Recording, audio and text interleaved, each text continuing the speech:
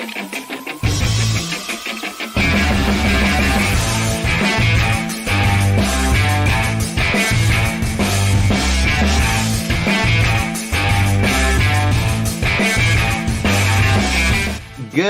morning, Grinders. Welcome to the College Football Pre-Lock Show. I am your host today, TJ Zwarych. I am not Justin Van Zuden. I am not Jordan Vanek.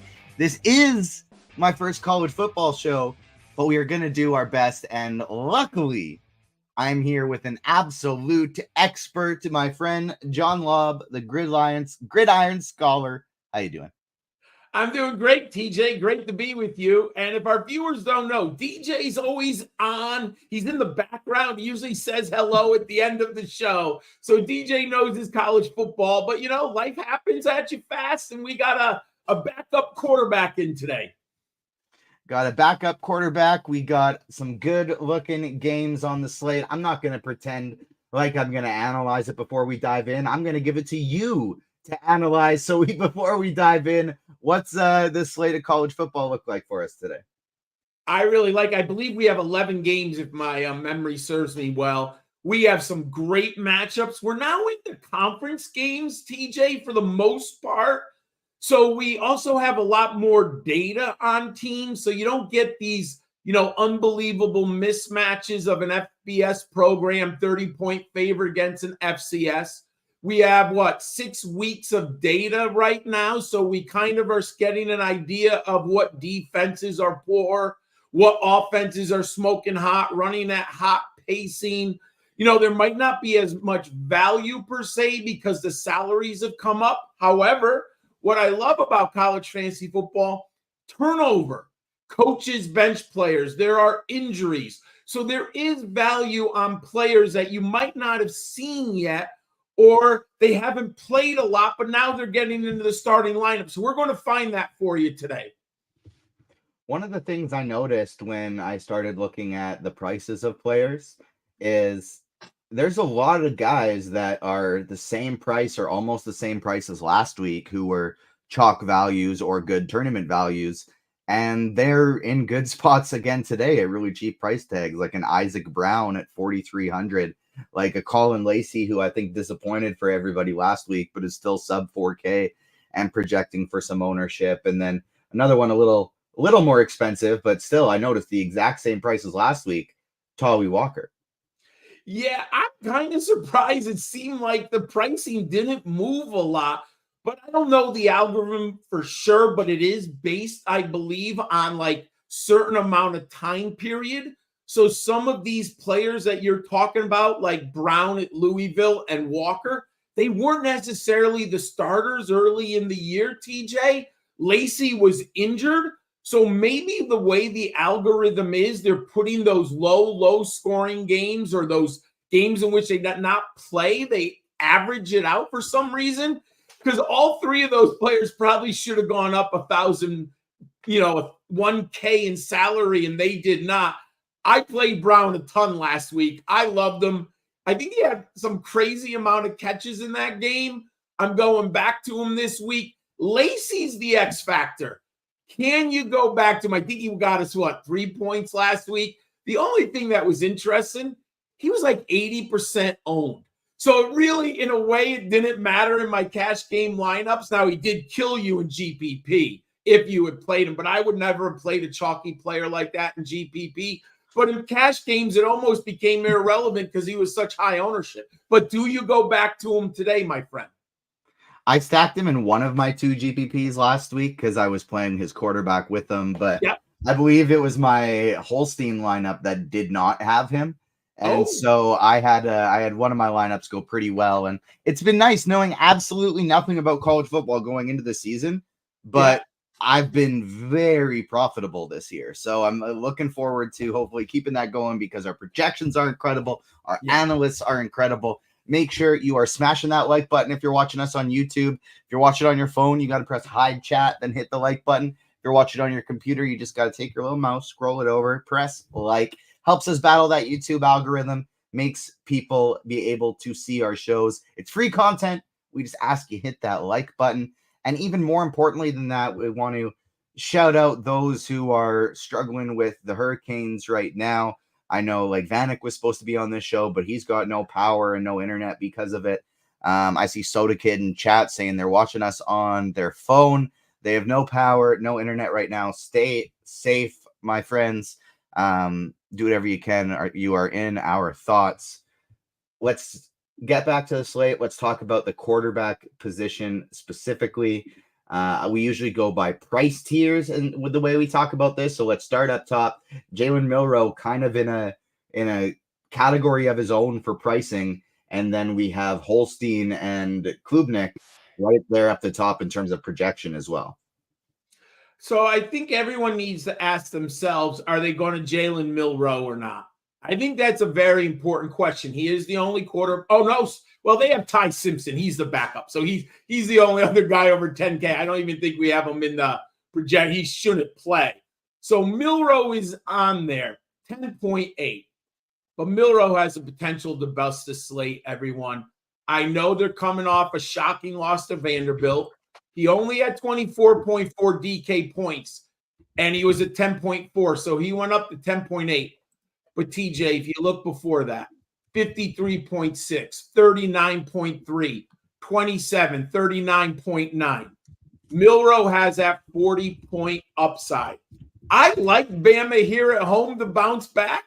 I think Kalen DeBoer needs to keep the fan base happy. I think they're going to put some points up on the board on South Carolina. And our projections have Jalen Milroe. What do we have? 13% ownership, I believe, when I last looked earlier. Yeah, 12.94. Woo!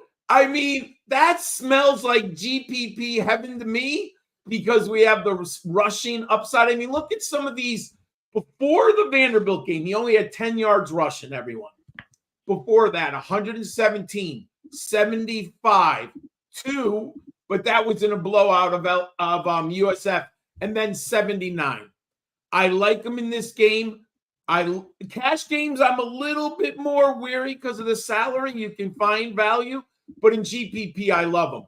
Now, out of Klubnik, and you had mentioned Holstein, correct? Those are the two that I've been studying. I've actually split. I have 3 lineups. I always talk about that every week that I enter, cash game lineups. I have Klubnik in 1 and Holstein in 1. I think they're both in super smash spots. Klubnik is the player that I don't think people realize how well he's playing because of the narrative before the season with Clemson. And then most of us probably saw the Georgia game where he got absolutely destroyed. But that was the whole Clemson team. You do save some money with Klubnik. He's only 9K. But look at some of these box scores. 24, 36, 33, 50. Whoa. Klubnik is in a great spot here. I don't like, we're going to talk about the running back later, Phil Maffa. I don't necessarily love Klubnik and Mappa, so you have to kind of make a choice where you want to go. But then if you're going to do at running back, we have the same thing with Pittsburgh. Eli Holstein. Oh, my God, TJ. He has literally come out of nowhere. When I put him on the Was this dude not 6K at the beginning of the year? Yes, he was like, I think I had him in the first 3 DFS weekly lineups. And he was in my waiver wire for season-long CFF, TJ. He's now up to 9.7. But this against Cal at home. Cal's defense can be beat. They are coming across the country. And I know I've seen the stats in the NFL, and we don't have a lot of historical reference of West Coast college teams. But for California, this is like a 9 a.m. kickoff for them. Well, a noon kickoff because they're coming. There's a 3:30 start. I like Pitt here at home, and look at Olstein, 42, 43, 32, 29, 27. He's a dual threat guy. I have him in 1, Klubnik in 1, and I do have Milroe in 1. I think all 3 of these players are very, very viable. One thing that's nice with Klubnik too is even though, like, he's not super expensive, but he's not super cheap either. But he is really cheap with his receivers. Like Wesco, Brittingstool, if you want to stack up for GPPs, as you can see in Jordan Vanek's stacks with quarterback, running back, wide receiver article right here. He's got Klubnik, Wesco, Brittingstool as potential options together, and both of those receivers sub $5,000. So not a difficult stack to get to in GPPs either. Let's go lower than this 9K tier. I see Haynes King has a tag, but Riley Leonard is the guy that looks like he's going to be picking up a lot of ownership. And looks like both Tuttle and yourself have him tagged today.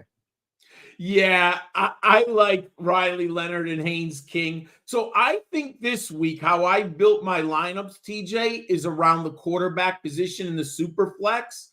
I think the upside ceiling is so huge. You can easily go Klubnik and King, or you can go Holstein and Leonard. And I really like those. Now, it's difficult with Milroe to stack that second high-price mid-range quarterback. I think you need to find value with Milroe or even put someone else in the super flex. But Riley Leonard, Notre Dame has let this man run the football, and he is really putting up some rushing numbers. Now, he had been at Duke, if you don't know, and he was really good in 2022.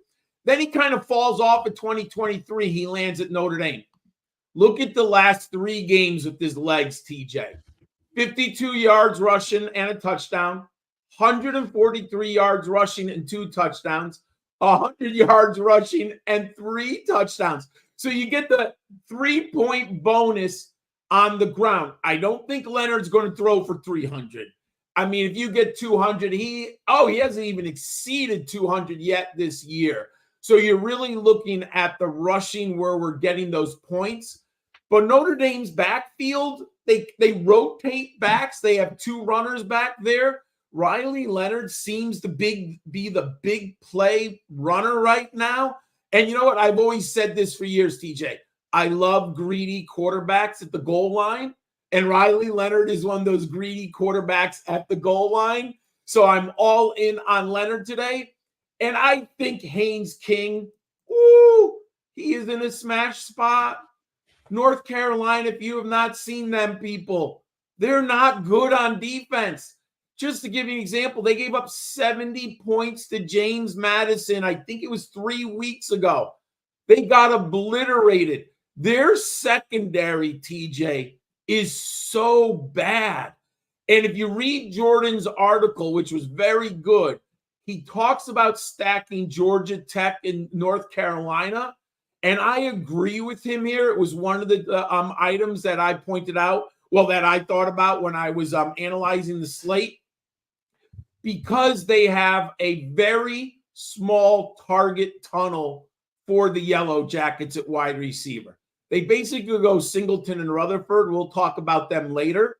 So you can stack them really easy. And the nice part is, if you want, you can come back with Amari and Hampton. I'll talk about him more at the running backs. So it's a really easy game to stack, and Haynes King can get some rushing.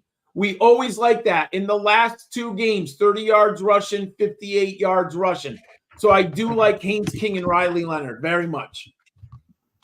Going a little bit cheaper, apologies if I mess up these names. Tyler Show has a really strong projection. Show, I don't know what his name is. I believe he goes by Shuck, but I don't know how he got that. Chuck. Miller Moss doesn't project well today, but he has been a darling of fantasy players throughout the season. Marie Donyeezy has a question about Brendan Sorsby, if he's viable. So what do you think of this sub 8K, above 7K tier? Well, first I'll talk about Brendan Sorsby. He's absolutely viable. And what is our ownership on? He must be a little bit lower, right? 17%. Yeah, 16.8, 17%. I do like Sorsby very much today. Cincinnati is a very interesting offense. Sorsby has been underrated. Let me find him here. So if you look at his game log, he had 40 points last week against Texas Tech. Now that turned into a shootout. I don't expect necessarily 40 again, but he has games with 21, 23, 38. and Sorsby gets yards with his legs. Pretty much, unless I have maybe Dylan Gabriel, but he's on the night slate. Unless you have a quarterback who can throw 5 touchdowns, I'm looking at the dual threat. I like to at least have the 30-point floor or 30 yards with their legs and hopefully get in the end zone. So Sorsby gives you that. And I think he's being overlooked. Now, Miller Moss, I can't put him in a cash game lineup. That Penn State defense can be nasty, but USC plays at home. But I do think Moss in a GPP can be very interesting. The one thing that we know, they're going to throw the ball with Lincoln Riley today for the Trojans. Miller Moss might put that ball up 40 times today. Penn State's going to run the ball. They're going to try to jam it down the Trojans' throat. So I do like Miller Moss. You're talking about volume, and maybe they can beat Penn State deep once or twice. I like that there. And Tyler Shook has just become a really nice weekly cash game if you're looking to save a little bit. If you don't want to go Riley Leonard, Hayes King, if you're looking to differentiate, I do like Tyler Shook. But what I don't like, the challenge is he doesn't have the running with his legs. His highest total all year is 36 yards rushing, and twice he's gone under 0. So that's a little bit why I tilt away from Shook. Interesting little note that we got here. We had talked about the Klubnik stack with Bryant Wesco and Jake Brenningstool. Wesco has been ruled out. He will not be in this game. So potentially a cheap stacking option. Does that make him Klubnik a little? Does that go down in your rankings for him? How does that affect Klubnik in the stack? Well, I think there's another option we'll talk about later in the day, my good friend at wide receiver who I like. And I think it might make Phil Maffa even a little more interesting with maybe some pass catching. He's not a big pass catcher, but maybe he gets 3 or 4 targets, and it does bring Bringenstool. You had mentioned it before, the tight end, right? Probably peppers him with a few more targets. But I still like Klubnik. I'm not going to change on Klubnik.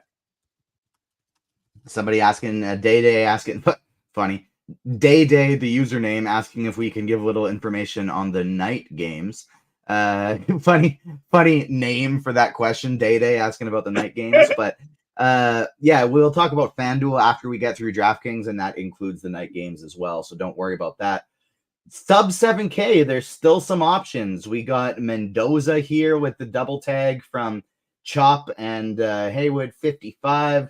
And then I noticed as well, Sellers as for South Carolina, he was included as part of a game stack option in Vanek's article if you're playing Milrow as a way to save some salary and then get access to that game stack, hoping they keep it somewhat close so Alabama can continue scoring. We also had a few questions about this as well. Do you always use a quarterback in Superflex? And when would you not use a quarterback in Superflex? So take us through these sub 7K QBs and then that as well. All right. I do love Sellers with Milrow. We had mentioned it earlier, right? Because of the salary of Milrow, you need to find a salary saver. I think Lenore's Sellers he's 5.4. If you haven't seen Sellers, he's a redshirt freshman. So you are going, if you look at his box score, you're going to see very varied outcomes. 11 points, 23 points, 12, 16. He can make some mistakes. However, his last 2 starts, TJ, look at his legs. 55 yards rushing, 88 yards rushing, and in the 88-yard rushing game, he had 2 touchdowns. Alabama, if you've watched them this year, they're not very good on defense, TJ. I've got a feeling Sellers is going to run the ball here between 8 and 13 times minimum in this game. I'll take that. And they don't have a really – Raheem Sanders is an okay running back, but I could see Sellers taking the goal line carries here. So I love the stack with Sellers and with Milrow. Now, the other sub K, you had asked about why can't I? Who did you ask? Oh, Mendoza. Look, he's a little more. I was surprised that the ownership is so high. We even projected 20%, but I absolutely get it. This game environment on the road against Pittsburgh, if you're going to go Eli Holstein, if you're going to go Desmond Reed, we'll talk about him. If you want someone coming back, I understand why you would go Mendoza. I mean, he might have to throw the ball 40 times in this game. Here's why. Pittsburgh, they play at the they're in the top 3 for fastest pace. They put up so many plays. Well, what does that do? That gives the ball back to the other team with time left. So Mendoza at 6.4, that gives you a very nice option. And he has 2 out of the last 3 games at over 20 points. So I like that. Now, you had mentioned about the quarterback super flex. 90% of the time I'll play the quarterback in the super flex. The only time I haven't is when I see running backs. If we had Ollie Gordon doing Ollie Gordon things this year, or if you wanted to go RJ Harvey and you wanted to go Desmond Reed, which we'll touch about pretty soon, I could see stacking those 2 ultimate running backs and avoiding the quarterback in your super flex. But it would only be in my book for the top end running back who I think I can get a 35-point ceiling. I haven't seen this guy on a main slate yet, at least since I've been playing. Okay. But what would Ashton Genty's price, the Boise State running back, be when he's on a main slate? Right now, I think he's on the late night slant. Like, I think they're a 10:30 kickoff. I think he's 12K. So that just it's been a long time since we saw a player. I mean, even Ollie Gordon last year wasn't doing Ashton Genty things. I would say my quickly going back to Melvin Gordon at Wisconsin. That's how unbelievably well Ashton Genty is playing. Very cool. Very cool. With that, let's pivot to the running back position. We have a lot of high-priced guys projecting well today. Caleb Johnson, Hampton, RJ Harvey, all projecting very well. And then up top, you have Desmond Reed with that Pittsburgh team who, as far as I know, is very stackable alongside Holstein if you want to do it. All of these guys projecting very well up top. Yes, and I think this is a great segue, what we were just talking about, TJ. I think this is a wonderful opportunity if you want to get different and you want to try to, do something a little funky. You can stack Desmond Reed and RJ Harvey.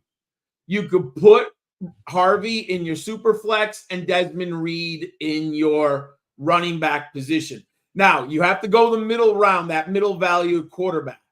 But both of these, we have them projected at 27 and 26 fantasy points. Now, their ceilings are higher than that. And I like our projections because it gives you, if you look at their box score, you can see some ceiling, but it gives you a very nice floor. I think that's very interesting this week. Now, in general, I have Reed on 1 team of my 3, and I have Harvey on 2. I like both of them very much this week. But if you do want to go a little funky in the super flex, you can put both of these running backs into your lineup. All right. And I do want to get back to one question here for quarterback because, again, please, for everybody, be as specific as you can with your questions because I don't always know who these people are. So I want to make sure I'm giving John as accurate of a question as I can. But I'm realizing, the question about Cal, QB, and Superflex, that is Mendoza, so that we already covered that one. I think what I'm going to do I'm going to play 3 lineups, I decided. I got them all in. I'm going to do one of them is going to be Holstein Mendoza. Ooh. One of them is going to be Milrow and Sellers. I love it. And one of them will be Klubnik and Leonard. Not a game stack in that one, but the other 2 quarterbacks I would want to be getting into my pool, I think. So let's go back to the running back position. once we get sub 8K, the options kind of look very, very similar across the board, with Jaden Blue as a standout. But it's not until we get below 7K that Phil Maffa is the chalk play of the slate. Oh, yes, Phil Maffa is definitely the chalk play. But let me go a little bit to Jaden Blue. Jaden Blue does have slate breaking potential here. And what I mean by that is Texas is making a change again. Now, if you haven't been watching Texas, Quinn Ewers got hurt in the last 2 games. Arch Manning played quarterback. Texas had last week off, and Quinn Ewers is due back today. Now, Oklahoma's defense looks good on paper, but TJ, they're decimated on defense, and they're down their top 6 receivers, basically playing a quarterback in the biggest game of the year for Oklahoma. And I believe he's a freshman. This is a bad spot for Oklahoma. Why do I mention all this? I think it's a spot where Jaden Blue can break the slate. 3 weeks ago against University of Louisiana Monroe, 40 DraftKings points. Against Mississippi State, they easily won that game, 35-13. They rested Jaden Blue. There really was no reason to play him in that game, TJ. Mario Donizzi in chat saying he was having some fumble issues in that one too. He did. But, I mean, from what I've read, I do believe that he's going to get the majority as long as he doesn't fumble. I think that's, yes, there is a potential for that. But if I'm looking for a GPP, I'm looking to bust the slate, and Jaden Blue has that potential in my book. And I think Texas's offensive line, my friend, is really going to blow away the Sooners today. And these games, I love the Red River rivalry. They tend to shoot out. Now, this is the first time that I've seen Oklahoma doesn't really have that offense that we're used to. So that is going to be interesting. But I do like Jaden Blue in this game. And what is our ownership? Is he expected to be 5%? Oh, salivating. I was thinking it was like 15%. I mean, to me, hey, I just think that's a slate breaking kind of potential there. What if he gets 30? That's unbelievable for that price and for what he could do. There is risk, but isn't that what we embrace when we play GPP? That's just me when I do it. Cash game, Phil Maffa might be your guy. Now, in the Club Neck lineup, I don't have Phil Maffa because I want that. In that lineup, I want Maffa, or I want Club Neck to be greedy. I want Club Neck to get all the goal line carries. In the lineup, if I have Olstein or Hayes King, then I'm totally cool with Phil Maffa. He looks like he should get 20 carries today. If you look at, he's gotten games of 21 points, 24 points. Then this Stanford game was kind of weird. He only had 6 points. Last week, he came back for 20. Part of the challenge with Maffa, TJ, is he doesn't get the touchdowns all the time. Klubnik has been playing really well. Klubnik is throwing for 2 or 3 each week and running for 1 or 2.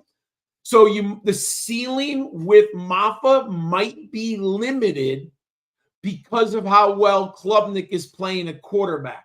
But he should be in for 100 yards rushing, which gives you the 3-point bonus. And you would just mention that Wesco, the wide receiver, right? Isn't that the one who you said was out? So with Wesco out, maybe look at 3 weeks against North Carolina State, Maffa had 3 receptions. On the year, he only has 6 receptions. Maybe you get a little bit more receptions. But, I think in GPP, I would limit my exposure to Maffa because he's not a big pass catcher, and I don't think he's going to get the 3 or 4 touchdowns. There are a lot of good pivots off of him, and this is tough because, there are a lot of great running backs up top. We got Reed, we got Hampton, Harvey, Blue, all these different guys. But it kind of seems like if you want, and especially since a lot of the quarterbacks we want to play are expensive, kind of seems like if you want, you can just have Maffa be your most expensive running back that you play when there's these options like Love, Haynes, Claiborne, Walker. And that doesn't even include the super cheapies like Brown and Pace. You just mentioned Pace. The Virginia running back, it can seem a little bit scary, but he's 4.3K. He's by far the best running back on Virginia. They are at home against Louisville, so I think that helps a little bit. And we have him at price per dollar. We have him as the most valuable running back on the slate. I have Pace in one of mine as my cheaper running back. But I prefer, you mentioned him, I prefer Isaac Brown. He's the player that I like. I have him in the other two. I always want a different. I rarely go 100%, because there's always the injury risk, right? So we're always have to be aware of that. But Isaac Brown, I don't know if they got the memo.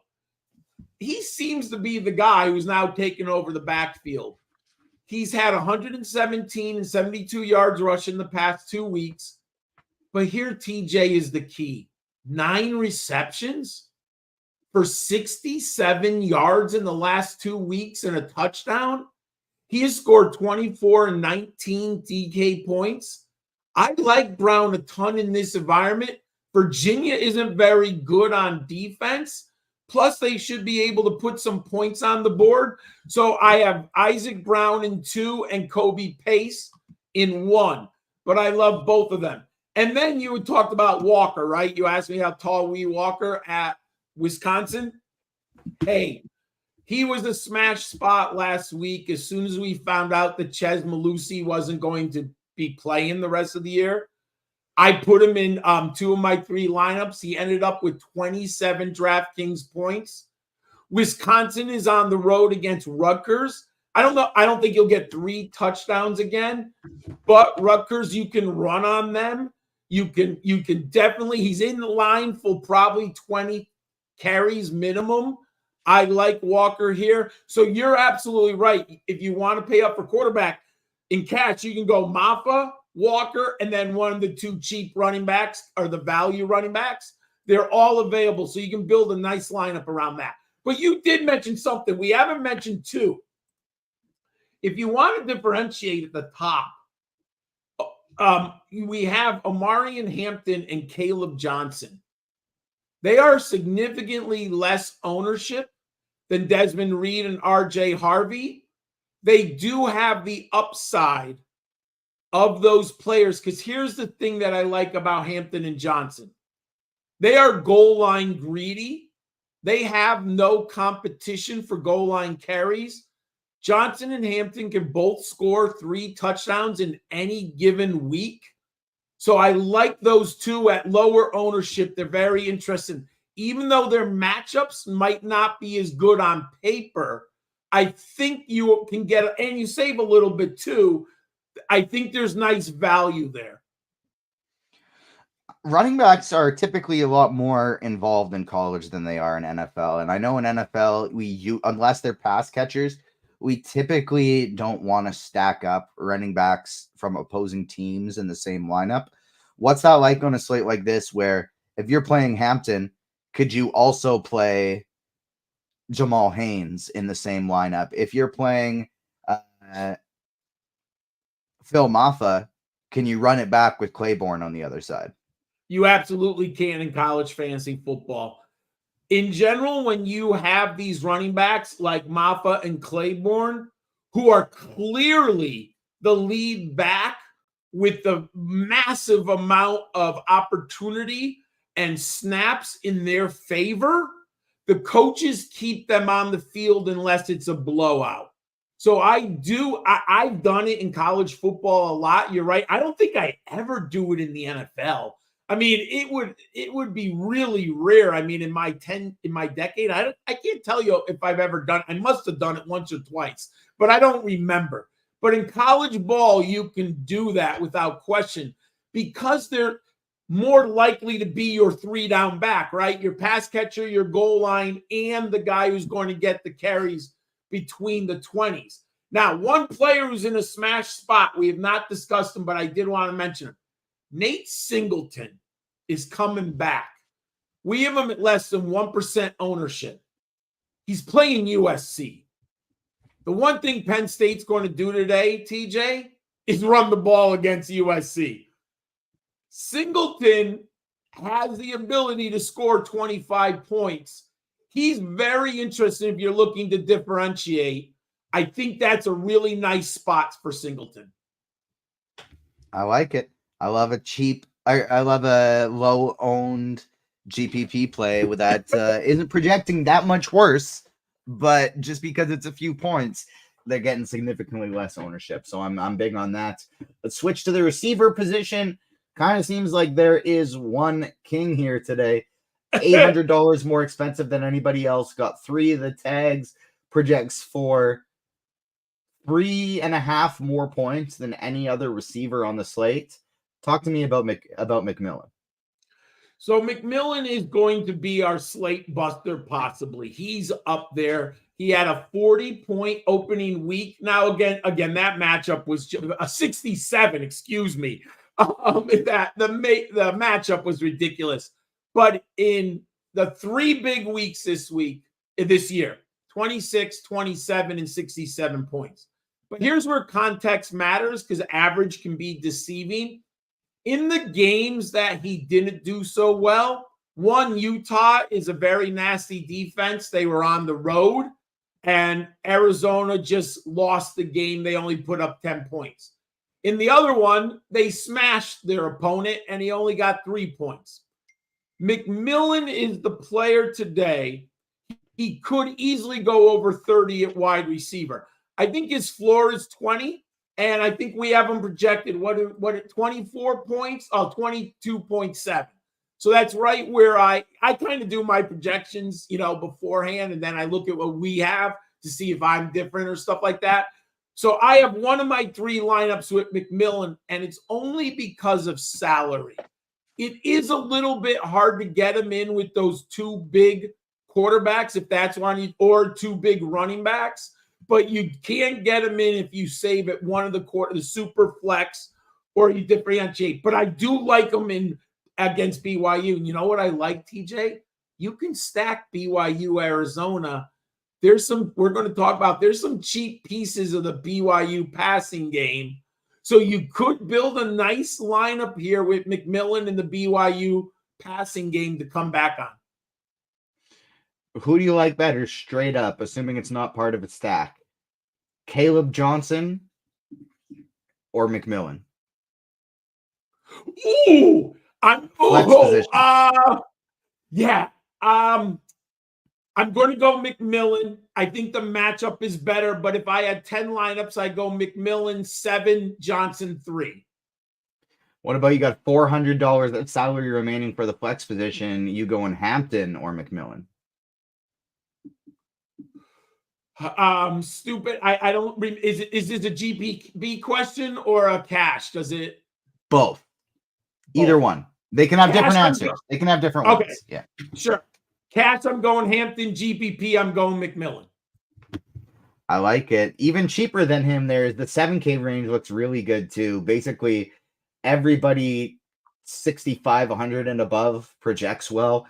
Ryan Williams never projects all that well, but I just am going to keep playing him on every slate and just watching him smash on every slate. TJ, man, it was so nice when we got Ryan Williams back in early September, first couple of weeks. He was hooking me up so much. But you know what I'll say? At 7.4K, he's still a decent value, my friend. I look at the projections, and I love projections because it's just an average. His ceiling is so ridiculously high. And Ryan, am I misreading this? I see we have 5% ownership. Is that what? Oh my God. I mean, you got Ryan Williams and Jalen. Sorry. Why am I going Brian? Why can't I get the quarterback right also? Milrow. You got Milrow and Ryan Williams. And look at the ceiling for Williams here. 23, 32, 31. Man, his worst game this year, TJ, is 17 points. We have him at 5%. That's woo. That to me is, and I know you had mentioned doing that line up with Milrow. Wow. Yeah, I'm going to be rooting for you with Alabama today, my good friend. I agree completely. He's my favorite guy in that range. We have a few guys tagged in the sub 6K region. Giles Jackson, Rutherford, Williams. What price range are you prioritizing a receiver today? And are you going to have a lot of these mid-tier players? Williams and Rutherford really looking like they're going to be very highly owned today. I'm very much into this less than 5K range. And one player that I really like, I'll talk about him in a little bit in our Fantastic Four, so I don't want to spoil it, but I do like one player very much. But I love both of these Georgia Tech wide receivers. North Carolina, I mentioned it before, their defense is absolutely atrocious. And if you look, Rutherford and Singleton are both basically target hogs for the Georgia Tech Yellow Jackets, and Haynes King is going to get them both the ball in their hands. I think I have both of them in 2 lineups out of my 3. I think I have one lineup with the Haynes King lineup. I'm okay stacking both wide receivers. And then the other ones I differentiated because I like both of these young men. I think they both reached the end zone. Jordan had wrote about it, that they both have the potential for over 100 yards in this matchup. That's how bad the Tar Heels defense is. I don't know. I'm hoping, obviously, that happens. That's why I got them stacked. But I like both of them very much. But there's a lot of value even below them on this slate, my friend. Yeah, I'm going to give a refresh here to make sure we have the updated projections because Prentice has been ruled out and Wesco has been ruled out. Ooh. And there's probably going to be a little bit of an adjustment here. But sub 5K, a lot of guys projecting for double-digit fantasy points here at less than 500. You got Bernard for Bama looking like a somewhat popular option today. He projects super well. Who do you like at the sub 5K range for value? So I did mention, so I do like Bernard, and I think he's an interesting pivot. But what's his owner? What do we have ownership projections for Bernard? I forgot. I looked at that last night. 17% for Bernard and 5% for Ryan Williams. Okay, my mind is just like, I'm being blown. I guess it's just salary, but I don't think Bernard has the ceiling of Ryan Williams. But and of course, cash game is a factor in it too. But yeah, I love Ryan Williams. That's another story. So I mentioned the BYU passing game. I think there's really 2 nice BYU wide receivers that you can go with the sub K. Now, the first one is Lassiter, and let me find him here. Darius Lassiter. If you look at the game logs here the last 3 weeks, 29, 11, and 11 DraftKings points. Jake Retzler, their quarterback, is playing well. We mentioned McMillan. This is a good environment. I do think there's going to be points on the board between BYU and Arizona. So I absolutely love Darius Lassiter. And let me get his teammate. Why can't I remember? Let me switch the screen for a quick second. Chase Roberts. Chase Roberts. He's the other one. He's at 4.8. So I've gone with Lassiter just because of the salary savings. But again, in the last 3 games, Roberts has 11, 12, and 22 DraftKings points.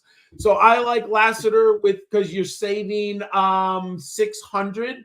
So that matters sometimes when you're putting together lineups. But both of them are very viable at that low price.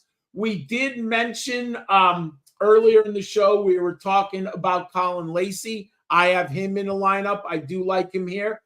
But here's what we don't talk a lot about, TJ. Tight ends. I think there's 2 legitimate tight ends who, if you're really looking for salary savings, you have Joe Royer at Cincinnati. He's basically behind Xavier Henderson. Joe Royer is the next viable pass catcher for the Bearcats. What's his price? What? 3.4? What's his price? 3.4. Yeah. I like him at that. He's going to be high ownership, so I wouldn't put him in GPP, but in cash game. Now, I also do like for the other one, why can't Nesbitt, the tight end for North Carolina, because the game environment is going to dictate, I believe, that they do throw the ball. And Nesbitt is probably their second best pass catcher on the Tar Heels. And I think he's around that 3.2 range somewheres. Let me see. 3.5. There you go, 3.5. I like Royer and Nesbitt, both of them, as really sneaky kind of low salary savers. Is Nesbitt lower owned than Royer according to I think he is, right? Yeah, Royer's like 30% and Nesbitt's like 20. Yeah, it's interesting. I think I'd go with Nesbitt. One player I want to ask your opinion on here is I'm looking at potential replacements for Wesco because he's been injured and we wanted to potentially stack up that game.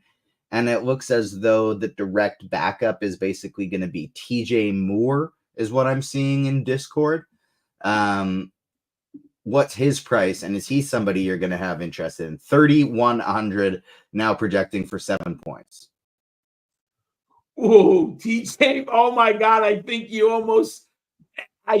he's almost worth the flyer at 3,100. That is so, isn't 3,000 the lowest? I believe 3,000 is the beer. And look at last game. TJ Moore against Florida State had 12 DK points.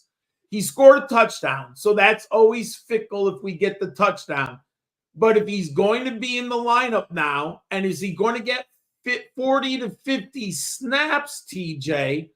That's a lot of savings. I kind of like that. I think that's a sneaky guy to put into that lineup. All right, John, it's fantastic 4 time. Give me your top 4 plays on the slate for GPPs and for cash games. What do you got for me? All right. So if you go to our site, you can we have our lineup optimizer, and I love it. I start all my lineup buildings with our optimizer, and you can go there and you can put in the Fantastic Four into our optimizer. I'm going at quarterback, Riley Leonard. I love greedy quarterbacks at the goal line. So put Riley Leonard into the optimizer. At running back, we've mentioned him earlier today. I'm going Isaac Brown. I mentioned he's in 2 of my 3 cash game lineups. I absolutely love him. I like Jaden Blue too much. I think he's got such sneaky upside. I do think he's being overlooked at less than 10% ownership. We have him at 5, but let's figure somewhere's in that range, 5 to 10. I love him. And at wide receiver, put him in your lineup. I like Antonio Williams of Clemson. I specifically did not mention him yet. What is happening at Clemson is Antonio Williams is healthy this year, TJ. He was not healthy last year. He's had double-digit points in 4 or 5 games. Last week against Florida State, he had a season high of 21 fantasy points. I like him a lot here. Now, if he's in the slot, he's real nasty. I like Antonio Williams. So plug in Riley Leonard, Antonio Williams, Isaac Brown, and Jaden Blue into our optimizer, and then see what you get around it. And you can do up to 25 lineups. So it gives you lots of options to build around in my Fantastic Four. All right, let's pivot over to FanDuel and cover some of those later games, and then we can get out of here. We've already been going for almost 50 minutes. We want to get out of here with at least 30 minutes to let everybody build some lineups. So let's crush through some of these later games on FanDuel, and then we'll get out of here. I think the big game you have to make a decision about is LSU and Mississippi. I think that we haven't talked about that game yet. You have lots of great options. Both quarterbacks are legitimately in play here. You have Garrett Nussmeier at LSU. Absolutely love him. And you have at the quarterback position for Mississippi, Jackson Dart. Both of them you can put into your lineup. Personally, I like Nussmeier. And this is, again, my mind's being blown away. Maybe it's because of the perceived matchup. Garrett Nussmeier is less than 2% owned according to our projections right now. LSU's offense. I know Mississippi's defense is playing well, and I think that's why people are nervous about it. But TJ, the Tigers are going to score points. They're at home.